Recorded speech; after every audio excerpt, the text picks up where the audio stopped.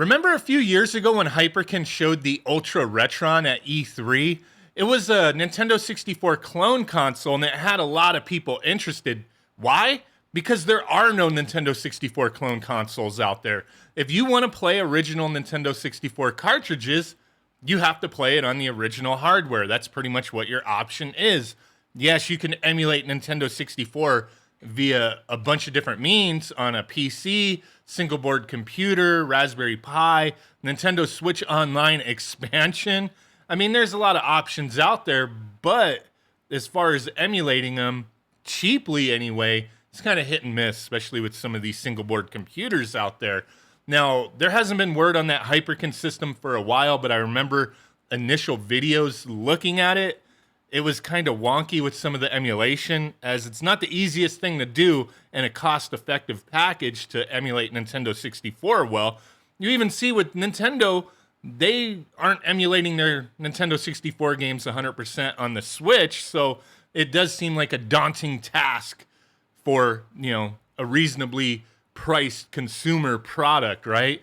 And now, exclusive to Nintendo Life, they have an interview with Polymega as Polymega is announcing their next module that allows you to play Nintendo 64 games. And I find this interesting because if you recall, back when Polymega was running their pre-order crowdfunding campaign, whatever you want to call it, there was like a stretch goal, essentially.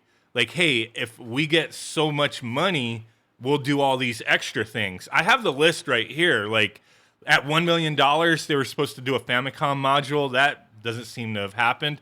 1.2 million, play movies and audio discs. 1.5 million, PCFX CD system. $2 million, Atari 2600, 7800 module. 2.25 million was social networking, some kind of basic social networking. I'm not even sure what it meant. 3 million ColecoVision module, 3.25 a more advanced social network. Like, none of this stuff came to fruition as of yet anyway. 3.5 million was sidebar apps. I'm not even sure what that was. At 4 million Game Boy module, right? You still haven't heard the Nintendo 64 one yet, right? At 5 million Sega Master System module, 5.25 million Tournament Net Play, 5.5 million. I've skipped a few. There's a bunch of weird ones in here. 5.5 million Philips CDI, 6 million Dreamcast, 7 million 3DO. And then at the top of the list, at a whopping $8 million, Nintendo 64. Right? Doesn't seem like most of that stuff happened, but they are announcing the Nintendo 64 module. So why'd they skip everything, right? Well, according to this interview, it's because that's what the customers asked for. That's what they wanted. They wanted Nintendo 64. Now, as far as this whole interview goes, I'll put a link to Nintendo Life's article here. I'm not going to read this entire thing, kind of go through a couple important details here. But when asked about, like, hey, are you using a pre-existing emulator or is it custom made? It's kind of like a broad response. Part of our license and development process is ensuring that nearly all games can be played without complicated configuration or setup by the user. So when this module is released, it'll employ the best legal solution we can provide while hitting 90% compatibility at minimum, right? That they have for their CD BIOS solutions and other supported systems. So they didn't mention, like, hey, who they're working with. Is it custom-made emulator? Is it something new? Is it something pre-existing that they've built upon or working with somebody? They haven't announced any of those details yet. Now, I've done plenty of videos reviewing the Polymega, testing it. I was very critical of this system. It's extremely expensive for what it is, but there's a lot of people who seem to enjoy it, who've been getting their hands on them recently. Still a lot of people waiting for them, and I understand the frustration. Now, when I got my hands on a unit and played it, yes, it was impressive how well it ran Sega Saturn, how seamless the experience was, how easy everything was to get set up. Yeah, there's no configurations. I mean, there's stuff you can mess with, video options and whatnot, but nothing crazy as far as, like, overcomplicating it. Everything was very simple. The presentation was nice. I gave them kudos for, like, hey, this is a nice emulation system that I just personally feel is a little pricey for what it is. A lot of people dig it. Those were my thoughts, after being very critical. Yeah, they had some crazy interactions on Twitter and social media in the past, going against analog and whatnot. Oh, it's FPGA, then it wasn't FPGA. I mean, we can go on for days with all that, but that's not the point.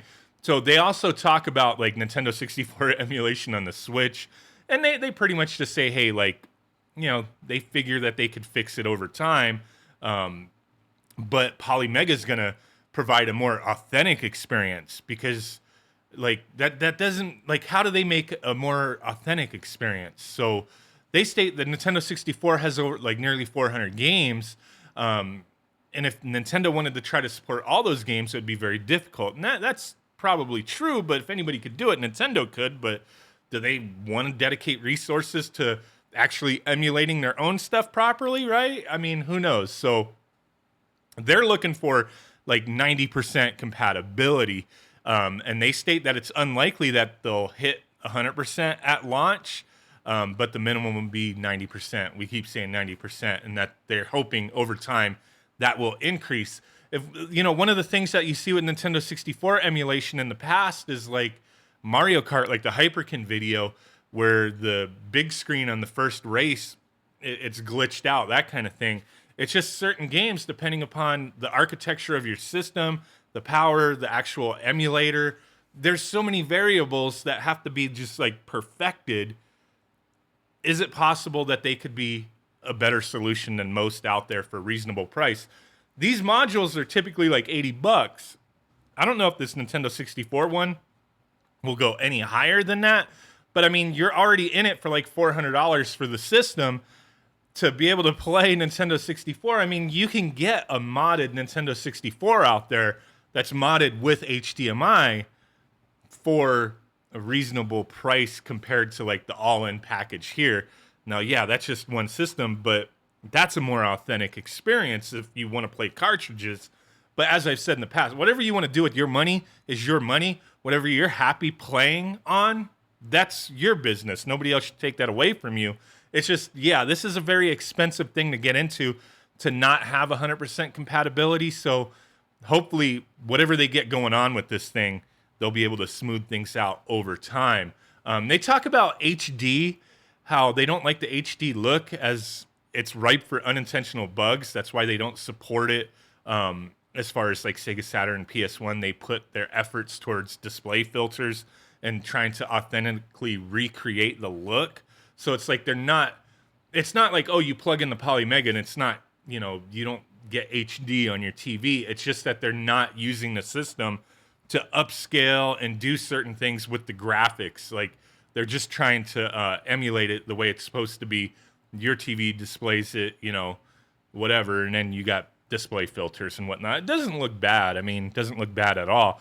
Now, they talk about the controller, that they work with Retrobit on this one. I found this one a little surprising, as I know like some of the earliest controllers that were supported on the Polymega were Retrobit controllers. Like, they were added to the system, the database or whatever. So they worked with them on making like a special Tribute 64 controller. The RC05 Ultra Retro controller is a new wired version of the wireless Tribute 64. So a little bit bigger, styled by them, worked with Retrobit on it. So that's kind of interesting. I'm sure they'll sell those individually. But yeah, I'm really curious what you guys think on this. So, I mean, they still are waiting to get those shipping containers, all of them, to get all the pre-orders for the system out. I don't know if this article mentions, like, when does this actually come out? Like, it's going to be a while. I would be for sure. Like, it's not going to be coming out next month or anything like that, because they're still shipping modules and base units. So, they talk about how they've had updates. They have had firmware updates. I've tested a few of them. Was nice to see that. Digital storefront has their like publisher interest, developer interest. We've received great deal also of interest from publishers. Is now ramping up to create original content. So that's still in the works. There's more modules to come, that kind of thing. So there you go. Some comments down here. I'd rather Nintendo release a virtual console to download retro games. I would prefer that too. Pay for each game, You own it. It's yours. So will it work in conjunction with the EverDrive cart? That would be amazing. This guy right here, Euphoria. No, it will not work with an EverDrive. Just not the way they designed the system. It's emulation based, and an EverDrive cartridge, a flash cart, needs to be ran on the original system, or like a system that is a clone system that's recreated the hardware in some way, because that's just the way the cartridge works. You select a game and it uses, that information to make the cartridge work as if it was the original cartridge. So it's just the way those are designed. Doesn't work with the Polymega. They don't want to support that kind of stuff because they're looking at original games, legal games, or newer retro games that have come out. So yeah, that's not going to work. Let's see what else. Oh, this person answered it. None of the other modules support EverDrives. Yeah, so I mean, this is interesting. I'm really curious to see how well this performs. Everything else Polymega's done with their system as far as emulation goes has performed decently well. It's not without its issues. Like, the systems aren't 100%. You have to know what you're getting yourself into. But there you go. Let me know what you think down below. Really do appreciate every single one of y'all watching, hanging with me on this one. And with that said, I will catch y'all next time. Bye.